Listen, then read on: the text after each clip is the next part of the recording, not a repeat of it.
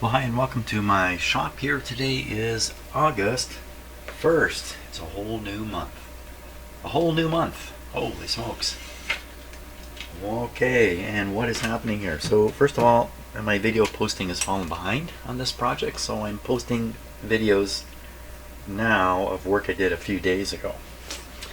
So let's see, the video I'll post today is the one where I don't realize that the E-clip is missing from the idler wheel, or the intermediate wheel.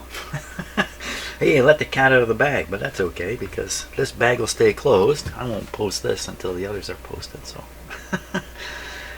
Yes, okay. Now, what are we going to do here today? So, some problems with this receiver. The big one is only one channel seems to be working. And in my original investigation of the receiver, I don't recall that being a problem. But maybe it was, maybe I missed it. But in any case, only one channel coming out of this guy. I think we should probably focus in on that and also gathering some more operational information about it before trying to figure out what to do. I believe the reverse switch, speaker reverse switch here, this one here, when you flip it, the disappearing channel goes to the other side. So that's a good hint right there. Now, really, we have to be absolutely sure this speaker is working before. Well, I just said it goes to the other side. That would prove this speaker's hooked up, wouldn't it? That would be the proof right there. Okay, let's operate here. Volume down.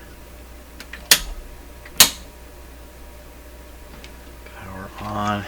If I flip the switch here, a small pop came out of that speaker. I can hear a bit of a hum coming out of there too. Don't hear anything out of here. Give it the danger test here. Yeah, danger. Put your ear on a speaker and have it come to life while you're doing that. There's absolutely no sound at all out of there. I'll flip the reverse. I'm sure I'm hearing it from here. We can get some hiss out of this. Maybe not.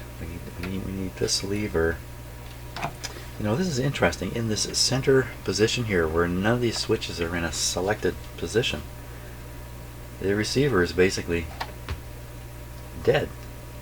Why would they even have a situation where that could happen? Okay, so AM. That speaker. That speaker. So what is this switch doing? This may be manipulating the actual speaker feeds just at the last minute, or it may be manipulating something earlier on in the amplifier. A schematic would be a really good thing to get. That's for sure. Balance control. So actually have it turned all the way this way, making this one quite quiet. Still nothing at all coming out of there. That's a bad sign. Now it's only been on for a few moments here, and not very loud either.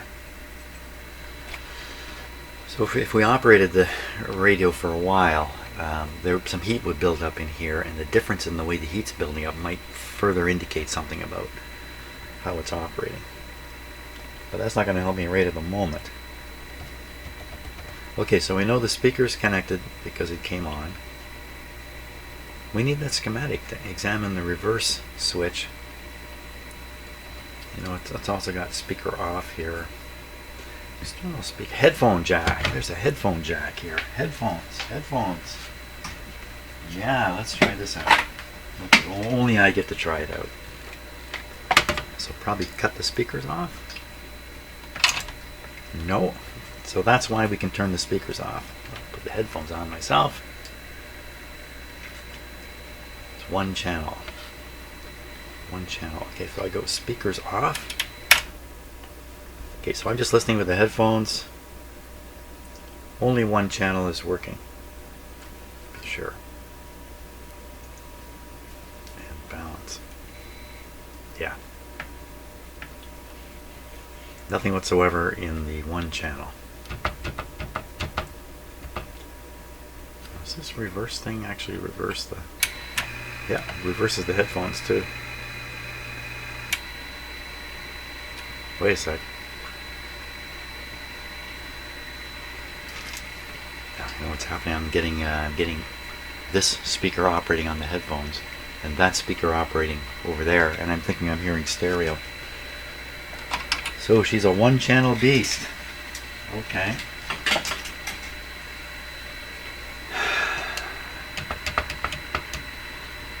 So I think I hunted for the schematic and couldn't find it. I'm going to make another hunt because the schematic would be so valuable at this point here. Well, it looks like the only way to get a schematic for this is to pay some money. No, I'm not paying any money. No schematic at this point. So, what can we do?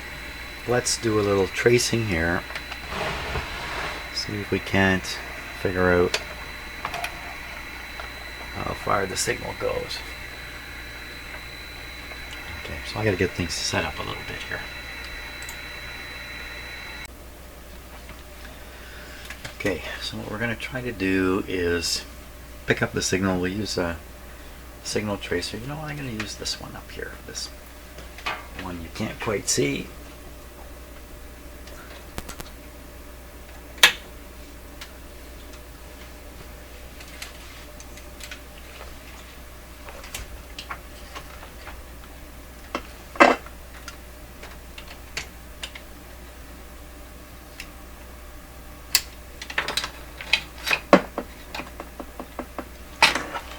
Okie doke.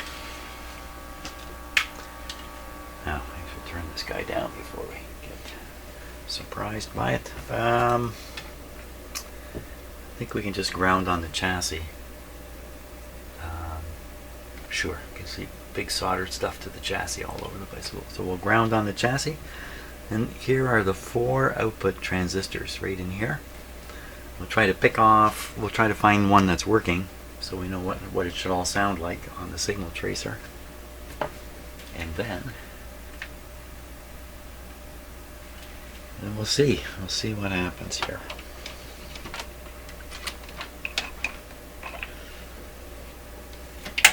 Signal tracer. Oh no, rather, what am I doing?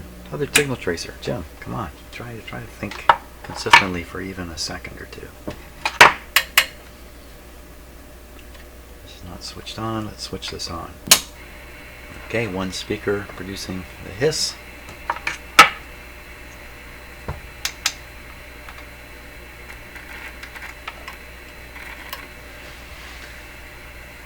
Okay.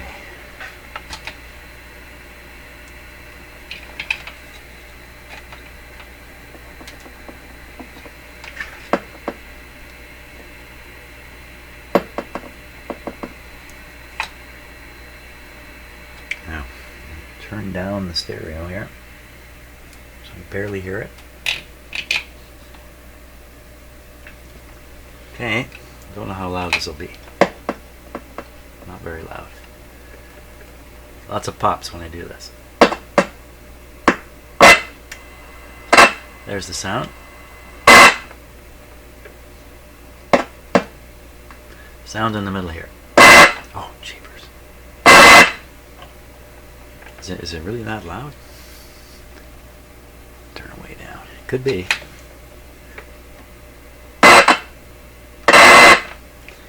Okay, plenty there. Now we'll try to go up on the other transistor here. What exactly did I touch there? Little one. Be this one here. Yeah. Nope. That was exciting. Yeah, the hum is this. The hum is not that. That was exciting. Jim, what did you do there? What did you do there? I discharged the very large capacitors here. Yeah, gonna do it again. Looks like I touched this wire here, because there's a big black spot on it. That's probably what happened.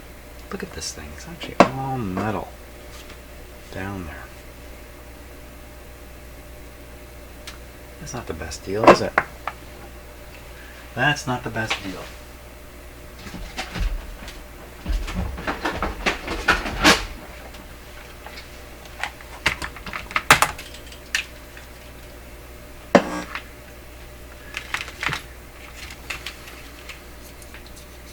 That's too big.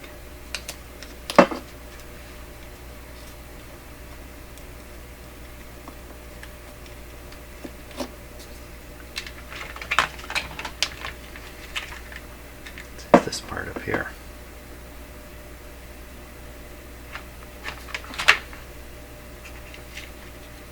Is that really too big?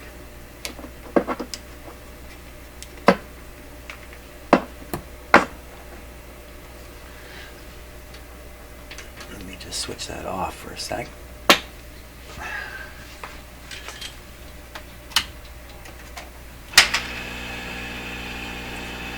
That's my hot air gun you hear going.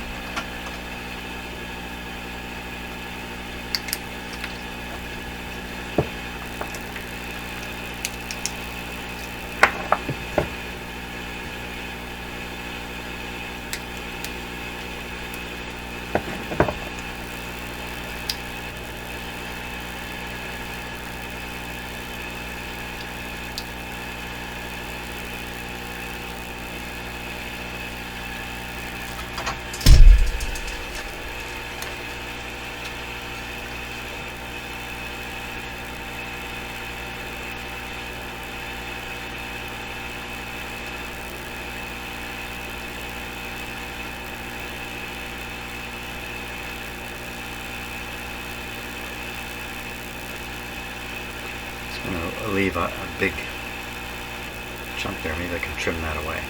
Should have made this smaller.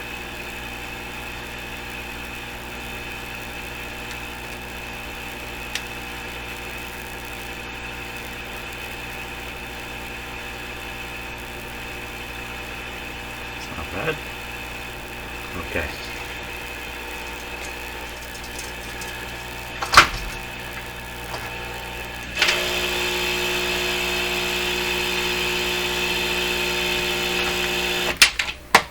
Good. Okay, maybe this is a little better now. Turn this back on.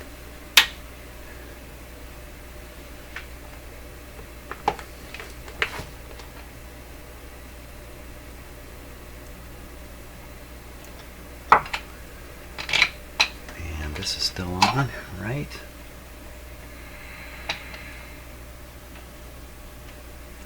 Okay, this is the one I tested where we heard it. Isn't that a little nerve-wracking? Let's try that. Yeah, that's better.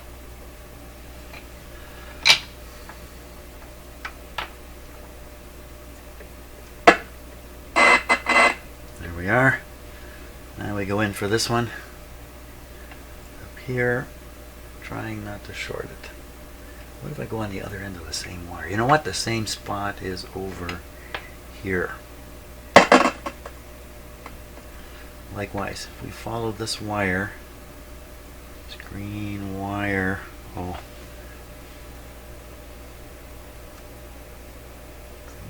okay, it goes all the way to here. It goes to this big filter capacitor. Okay. Now, you know, I could be doing this completely wrong. Oh, son of a gun! What happened? I stepped on the wire. Probably stepped on the camera wire. Yeah, ever wonder how those camera wires break? Okay, back to what we were doing here. Back to the original. Got it? This green wire comes all the way over to this big capacitor. Same. That should sound exactly the same. Ooh, it doesn't. How can that not sound the same? How can that not sound the same? How can that be? I'm at either end of the same piece of wire here.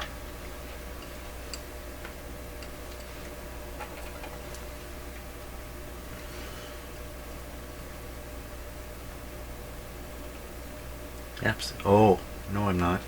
That piece of wire goes past this terminal way over to here. Okay, just testing the end. There we are. Okay. Likewise, tracing the wire. It's more than one wire.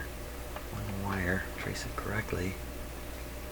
Y would appear to be. So what's happened here is I've picked the signal up on the center post of this transistor, and I'm just looking for it on the center post of the other transistors. And that would be, these two center posts are connected. Just a hum there. And down here, center post is on that pink wire, but I can get right at the post here. Whew.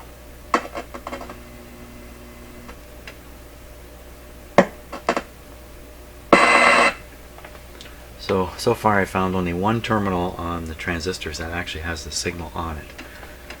This one. Let's go around again. So this is the center of 3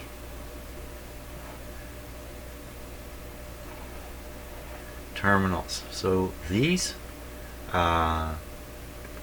transistors, this is a socket. This is a plugged in socket. Those the actual transistor leads are poking through here, and they're not soldered. Not soldered. Maybe the center one that I'm touching is soldered. It's hard to see. Okay, we'll go back over here. Center one. I go up here.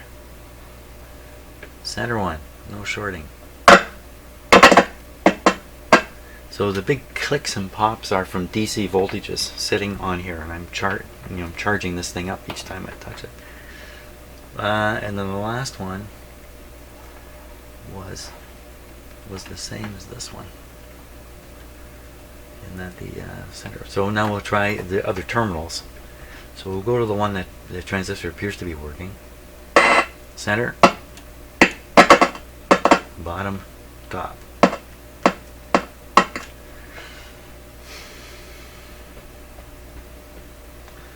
Yeah, I think we should hear the signal on at least 2 of these, I think. At least 2 terminals should produce the signal, I think.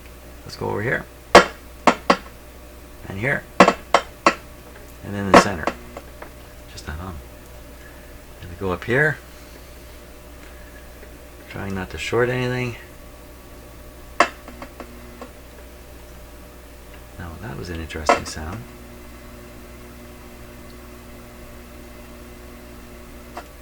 That's interesting. And we'll go on the other terminal here. Same sort of sound, but if we go on the center terminal, nobody home. Okay, getting at those other terminals back in here is a little difficult with this capacitor sitting here. Okay, not okay at all. So I'm expecting at the very least some kind of consistent pattern here, you know, that could be traced. That's my signal tracer making that sound. Not the case. So let's look at the DC voltages that are sitting on there. Again, we'll do the comparative thing.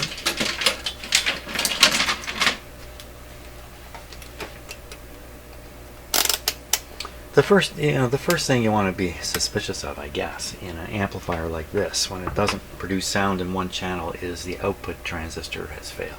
That's what I'm after. That's what I'm doing here. Jeez, I didn't really say what I was poking around with. Okay, I'm gonna clip the meter ground lead. Meter negative lead.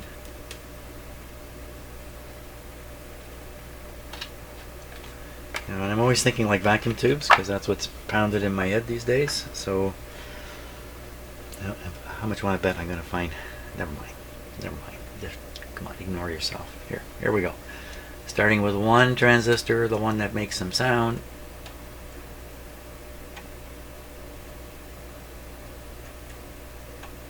Nothing there. Okay, this is where the sound is. 70 17, 18 volts on the center pin, and then the top one. 0.63. 0.6 is the voltage drop across a silicon junction. So now we'll just compare again. I'm just shooting in the dark here. We'll do the middle ones all the way around. So 17 here, 17 there. The middle ones up here are connected all to this brown wire over here, and it disappears from view.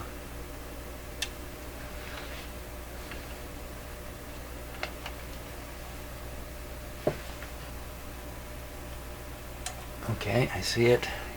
It's to here. More than 20 volts there.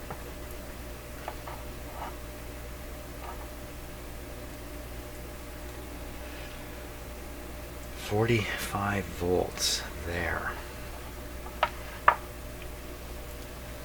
So that's 45 volts on this brown wire, which comes to the center terminal of the upper two transistors. 45 sounds like everything this power supply's got to give.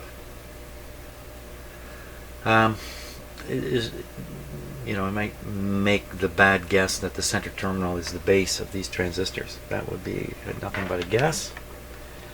So I'm going to try to find this out now. I have to read the transistor name.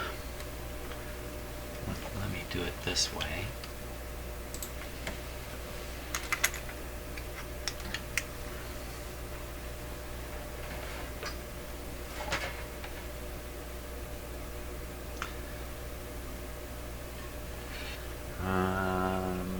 It's going to focus. Yes, it is going to focus. Slow poke. We're not going to read that one. Notice the yellow dot on it. Hey, what are you doing, camera? What are you doing that for? Somebody's got to have a full number. Here he is.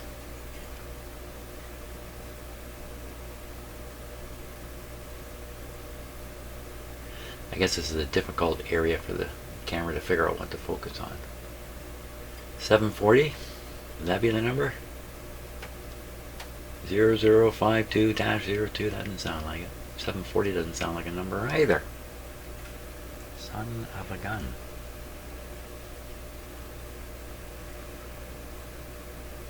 They're all original. I'm not even going to be sure what they are. Son of a gun. You can see now they're insulated from the frame. Yikes! This is what I was poking around with. When I get a closer look, my camera will focus. This is why I never use autofocus on these cameras. Well, it could even be just bad contact. It's just remotely possible. I'm not sure. If you can just pop these transistors right out like a tube, or if that center one, you can see the solder on the center thing there, and there's that weird metal bracket down in there. What's that doing there? That's screwed in. And how do they hold? And that's screwed in, and these transistors have got great big screws holding them. It's almost certainly, well, yeah, they're brassy colored screws too. Yeah, that's what's holding that bracket.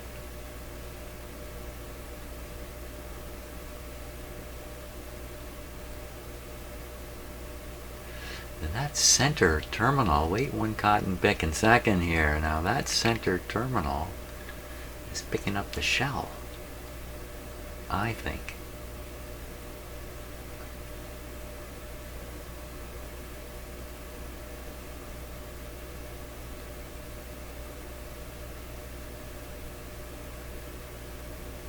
just studying, so I can definitely see two posts from the transistor poking through. And you can tell they're going into clips very similar to how tubes are done. But there should be a third wire. Oh, come on, camera. There should be a third wire. Third one. Well, I don't see it. It's got to be in the center. They got to be lined up, 3 in a line, and the center one is soldered directly to. So why would they do that? Why would they clip on to, unless that center thing can be pulled off? You can pull off and then pull out the transistor. This is on still, Jim. Don't forget this. I'm sitting here with the speaker low. Easy to forget. Well, let's back up. Let's back up a bit. Back up to where? Back up to where the transistors are that supply these transistors. That's easier said than done without a schematic. It's got to be this board here, I would think. Because the other board is loaded with what looks like radio stuff to me down here. And you know, they make sense. They put the radio preamp amplifier. Let's turn this guy around.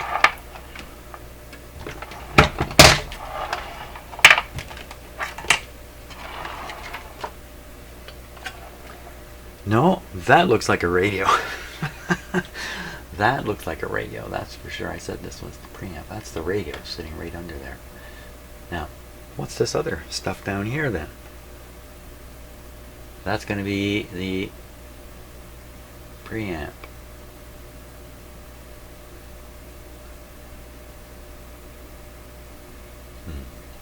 So the transistors that drive the output transistors are often on heat sinks themselves because they're working that hard. I see none on heat sinks, although I see some fairly physically large transistors down in here. Oh boy. I say, oh boy. Maybe at one of the switches I can pick up something. I'd like to pick up the out. Wow, okay, I can't figure out what the transistor is. Can't find a schematic. Yeah, maybe I can get somewhere with that number.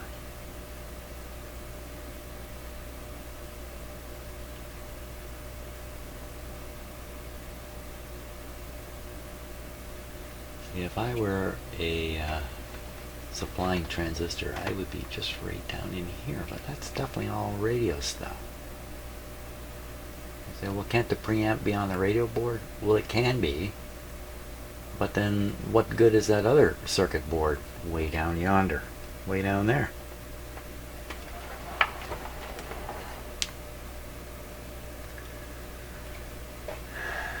Man, a lot of wires going in and out of this board. Ah.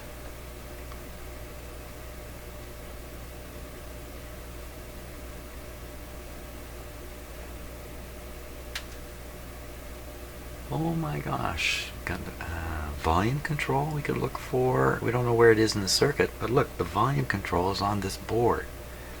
Hey, there you go. There's some evidence. Got to be a preamp board. Fooling around with all this, hooked right into it. That's why the board is down here. It says something about removing it, doesn't it? As in, no. There's something funny over here too. Why? I see the top of that capacitor. Why did they do that? Come on, camera, focus for me, will you? I apologize for the poor focus, but maybe you can see well enough anyway. Maybe not. Okay, that capacitor, that center of the screen, the blue capacitor, the lead comes up, it's twisted and left in the air with a resistor. Why would they do it like that?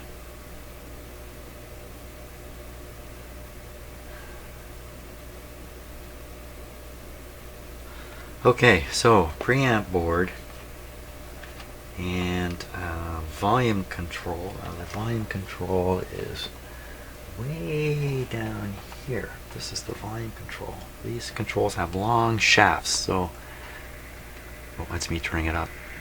Scared myself there. So, and there's got to be two volume controls stacked here. It's a little hard to see.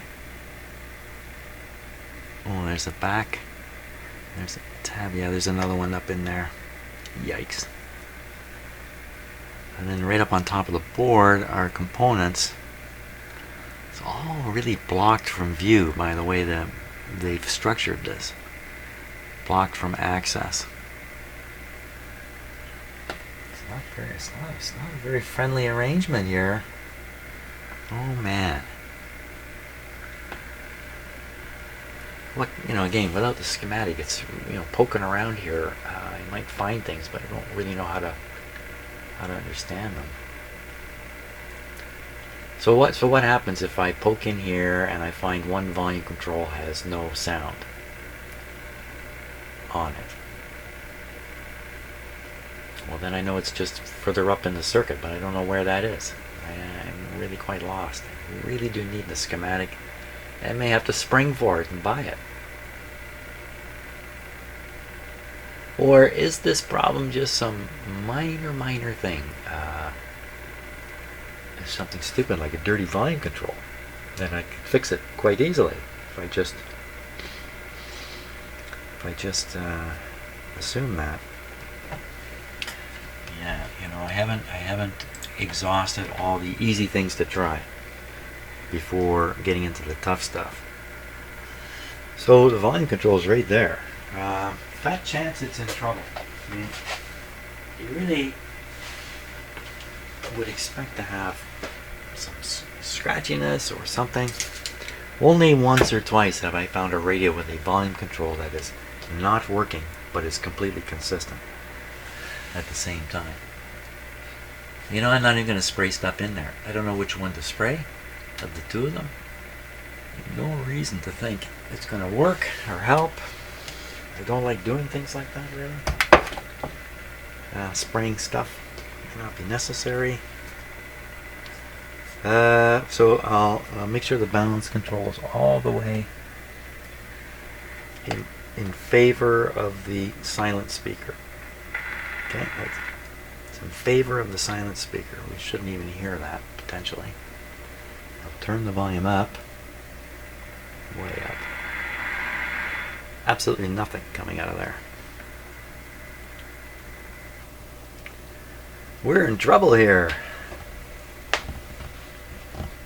We are in trouble. No schematic. I think I'm hitting a hard. I think I'm getting stuck here. Going forward now without a schematic, two things will happen. One is a huge amount of time will be wasted, and secondly, risky things will be done to this receiver unnecessarily. If I go forward like this, I can start shooting in the dark, taking wild guesses. Nothing's going to come out of this receiver easily, even component changes. Up here is easy, but down in here, wow.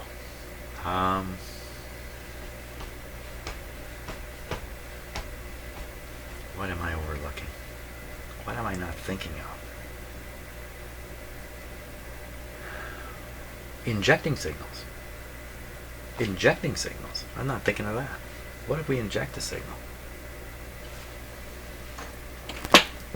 What? So we have a tape. Can we not play a tape through this? So I'm injecting the phono. I'm injecting the phono. Phono is going through, maybe going through a preamp, may not be going through a preamp. Probably isn't actually. Injecting phono, getting one channel.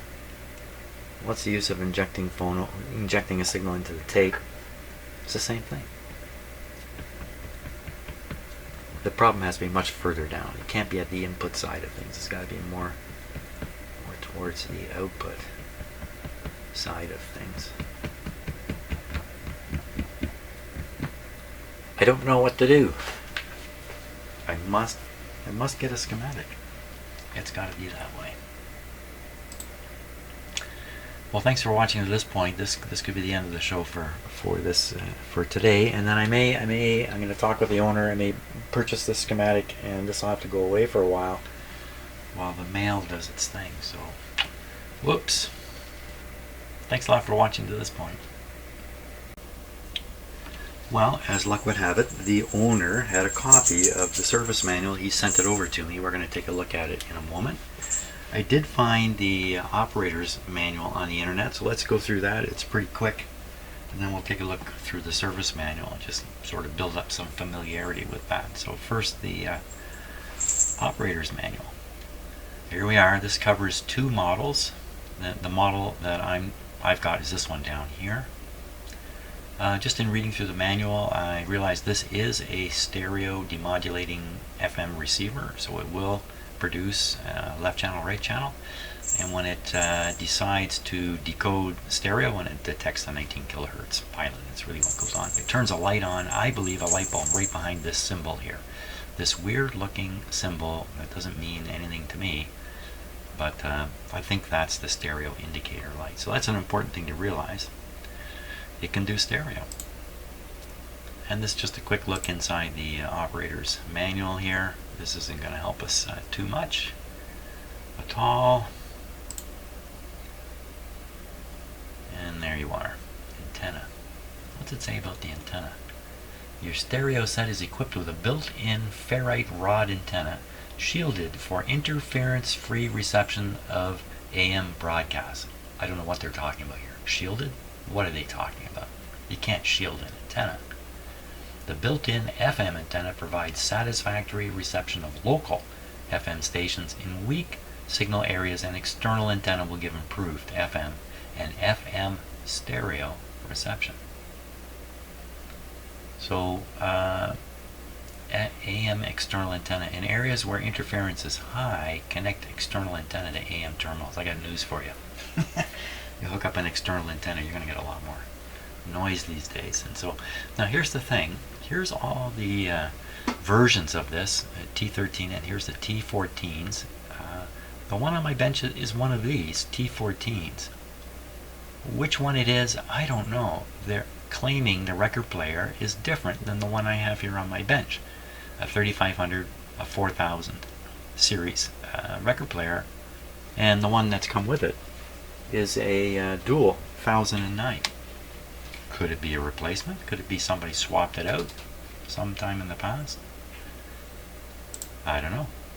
So that's the end of that book. Now we're going to take a look at the service manual.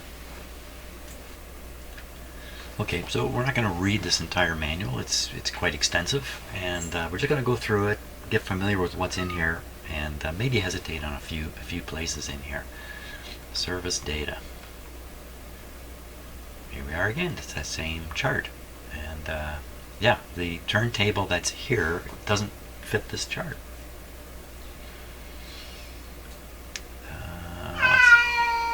Oh my gosh, that's my cat Peanut, in case you don't know. He wants to go outside. These precautions are worth reading through. Nothing too surprising until I get right to the last one. Can you hang on, Peanut? Just a minute. Just hang on a minute. Actually, it's going to be 5 minutes, but don't tell him. This last one. All test equipment must be DC isolated from the chassis. Well, I don't exactly know what they mean by that. Anytime you're doing a test, you have to put a capacitor on the chassis lead, the ground lead. I don't know what this means. How can you do DC voltage testing if you DC isolate it? I don't understand that comment, so I won't forget about that. And then this is just some information here about putting in the string and stuff like that, what kind of transistors they used, stringing diagrams. Here's the major component layout diagram. We can take a look at what transistors these are, output transistors. Alignment information, AM radio, FM alignment, complete with diagrams showing you what you should see on your scope. You even have a little gizmo. I believe they're telling you to make this circuit up. and use it. And same thing here. Make this circuit up and use it. Multiplex alignment. Alternate method. Okay, lots of information. Here's the parts list. So if we look in here, we will find those output transistors. Power transistor T1. Oh, so they're giving a their own part number. They're not listing it in a common part number. It just says power transformer. Okay, transformer. How have they done this? Access panel, right side panel, left side panel, front panel, center panel. Well, which panel is that I'm supposed to be looking at? AM, FMX printed board assembly, loudspeaker. Oh my gosh, where am I going to find those transistors? So probably under somewhere where they have the word transistor written. Oh yes, I know. I haven't forgotten about you. I know, you're just crying like you're going to die any minute. There we are. Transistor. Oh, who knows? Once again, they're just giving their part number. So, oh, look at this. There's a number. Stabistor. Stabistor? What is a stabistor? Stabilizing transistor. I've never heard of a stabistor before. It sounds like a weapon, doesn't it? Well, somewhere in here is going to be the power transistors. I'll find them when I really need to. Because we don't know that there's anything wrong with it. And I got some circuit board layout diagrams. Extremely helpful stuff here. Fantastic. So we can hunt down all these components. And the guessing game doesn't have to happen. And then here's the overall schematic right here, which I printed this document and I'm going to study it this afternoon. Try and get more familiar with everything. So that's a trip through those. Here's a warranty. The owner must present this warranty. And there we are. Okay, so that's a trip through the manual. Not bad. Very good. And through the magic of video, a couple of days have gone by. It's now August 3rd, and I've studied the schematic. I have it here in print. This is a monster. It's a lot of parts. So what I think I want to do, since what's happening here, well, let me back up just a wee bit. Audio amplifiers here, one channel here, the other channel there, radio here, signal from the radio comes down and comes in this end, comes out this end and heads to the speakers after going through these switches up here. So the volume control is located here. I know you can't see this in detail, but that's okay. So whatever's coming out of the radio is sent straight through the volume control potentiometers and then on into the amplifier. I want to find out what's reaching these potentiometers and see if the radio signal is getting all the way here, which it probably is, but let's start at that point. That's right at the start of the audio amplifier. I picked the volume control because the volume control is really easy to spot and connect to, and you know where you are. Whereas if you go after some components, like maybe a first transistor or something like that, it's quite challenging to actually spot it on the board and then get access to it and the like. The volume control is not 100% easy in here either. That's it there. Just double check and make sure. Yes, that's it there. So it's two volume controls stacked together. And what I'd like to do is hook up to the signal side of the volume control, but I can't tell offhand which is signal and which is ground. It's not going to be apparent from this. Is one of them ground? Yes, right to the chassis. So maybe with an ohm meter I can figure out which of the two outside tabs on the volume control goes to ground. Let's see. This is already clipped to the chassis, so that's perfect.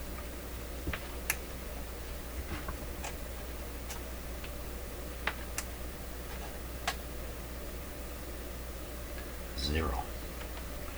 Okay, let's see if one side gives me a 0. Here's one side. Here's the other side.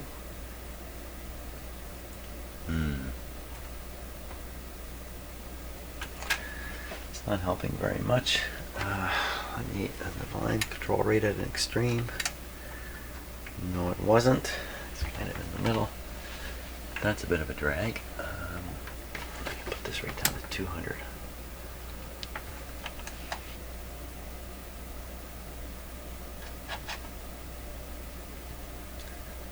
4.3.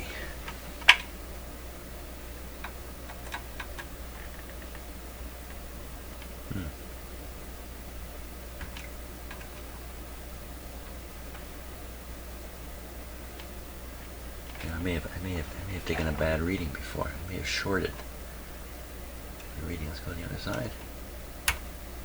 So this side shows the 0. The other side, I think I was shorting it when I was testing it. There's no 0. Okay, so I think we know. Ground is on the left, and the signal's on the right. Now what I want to do with the signal, I want to listen to it. Is that what I want to try and do? Let's see if I can stick my audio probe in there without grounding against anything. Nothing's on, by the way. So I can get one of the two volume controls. Let's see if I can get the other one.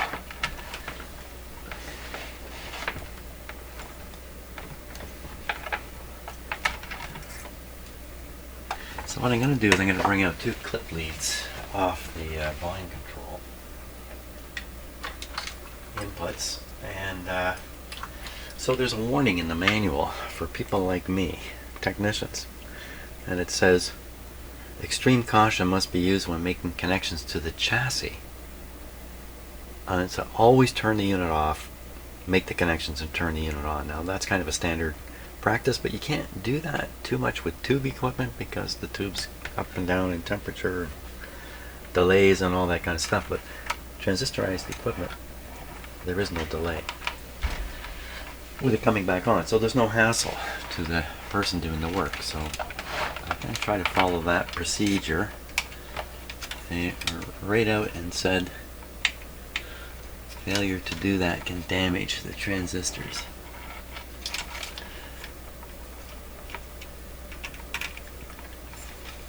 Okay, that's one on the back. And one on the front.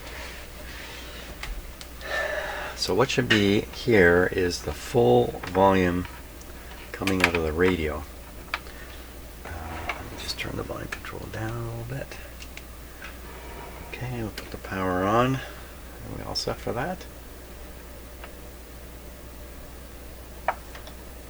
We need the signal tracer switched on here too.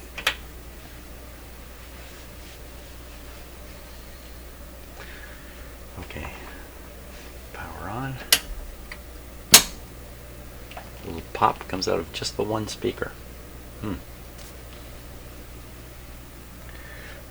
One of the things I observed is if you throw the speaker reverse switch, the sound actually does move from this speaker over to this speaker. But I'm pretty sure that switch is switching at the speaker. It's not switching somewhere up earlier in the circuit. So it's not proving anything. It doesn't prove anything. Okay, this guy's on. Let's get a little sound coming out of it so we can hear the AM radio. There it is. Now we're going to look for that kind of sound. I'll turn it back down, this time on the signal tracer. Signal tracer volume's down.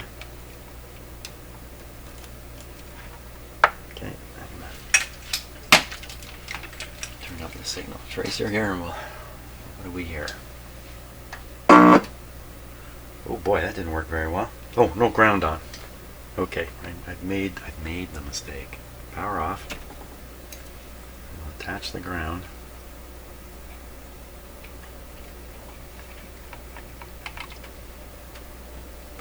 Does that mean I can't go from here to here without risking something? How's this sound?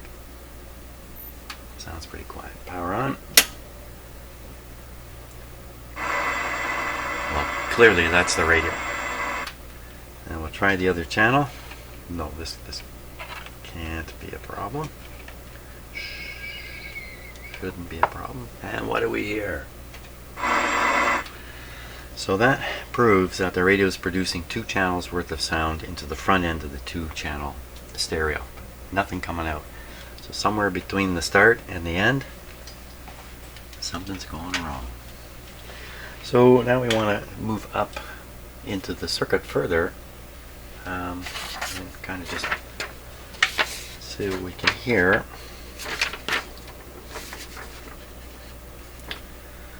So we could move right up. What would be easy to spot? Now this is the problem. Nothing is easy to spot from here.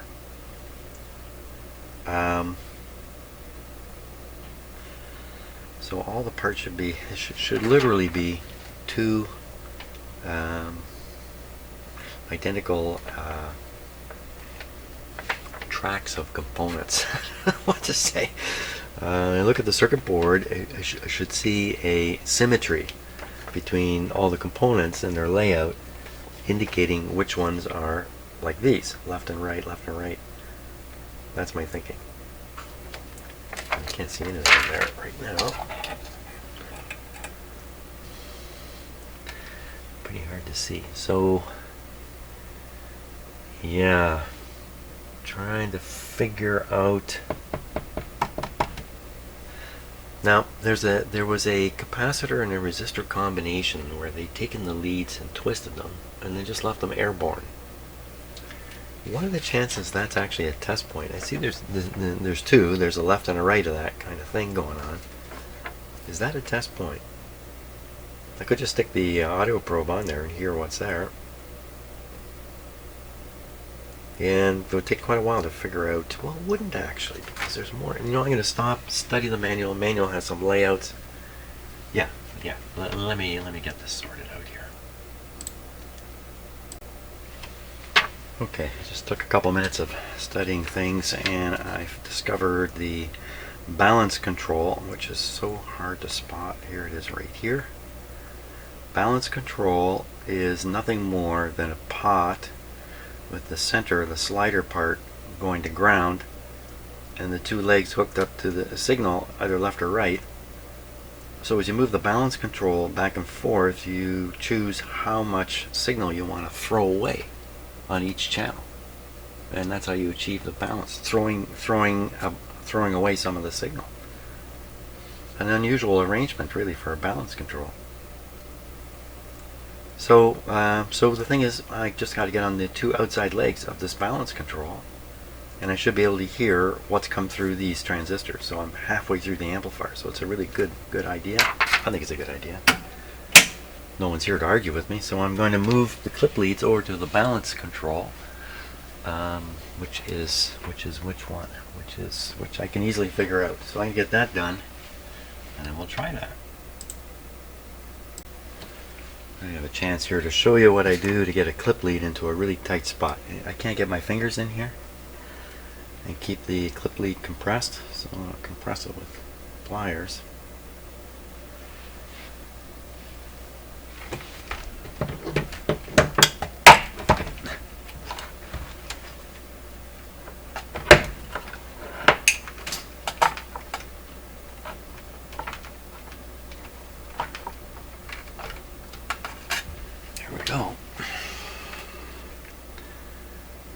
Clipping these to the outside terminals on the balance potentiometer.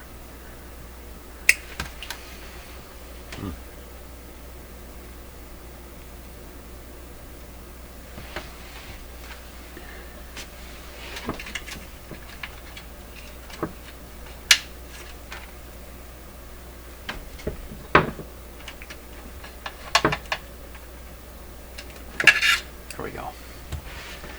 Okay, now we just repeat the last test. Let's see what's on each of these. Okay, power on. And make sure, we'll listen to the actual radio speaker, make sure it's working. There it is, one channel anyway. Okay, we'll put this on and turn it up. What do we hear from there?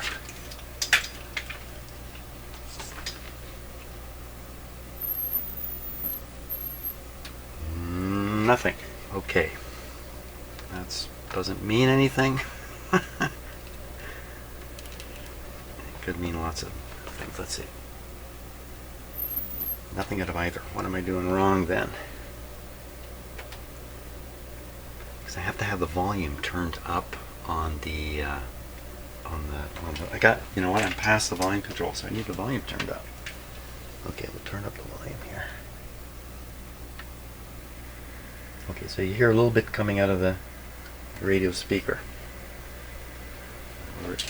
Repeat. There we are. And now we'll switch to the other channel.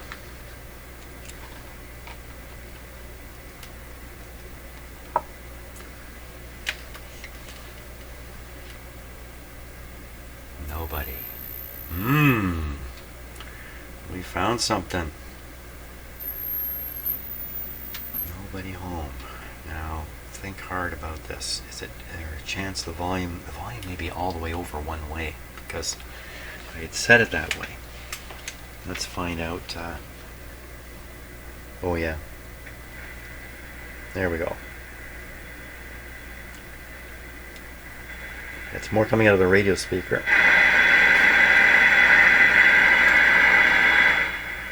Turn the volume down. So I've had the balance turned all the way one way to highlight the dead speaker and to mute the live speaker. So now we'll do. Okay, so this is roughly in the middle now. The balance is in the middle. Unfortunately, we have to listen to the speaker on the radio, but oh, still nothing. Well. Let's try the other side, make sure the test is working here.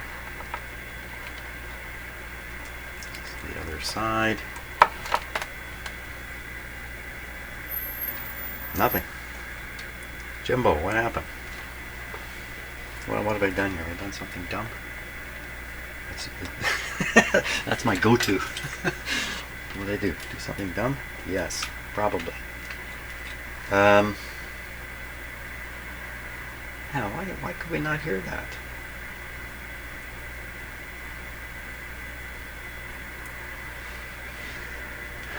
Let me change the balance control again. Okay. Okay, so it's all the way one way. And you can tell because the radio speaker went off. Let me turn the volume up.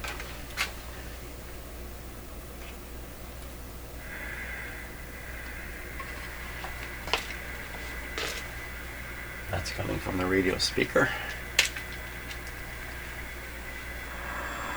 That's from the other signal tracer.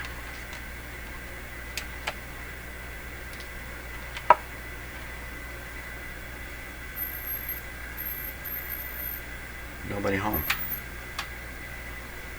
On one side. On the green side. Green side has nobody home. Really, for sure? Let's turn this up.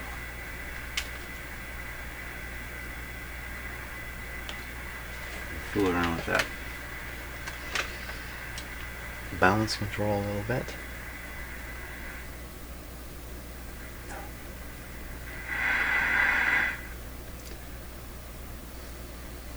Okay, and the volume control a little bit. Let me just get it going. Okay, that's the radio speaker. We're hearing nothing from the tracer. Now volume control. For some reason I feel like I need to turn that a little bit. Nothing happening. So pretty convincing that nothing is getting through the amplifier to this point, to the balance control. Nothing's even making it this far. How far? This far. This far. Before that is another control, the bass control. What would we hope to hear on the bass control? Or what could we do with it? You know, chances are it's these components which are in trouble, the transistors. But it could be, you know, it's really not even true what I just said. It could be almost anything in there.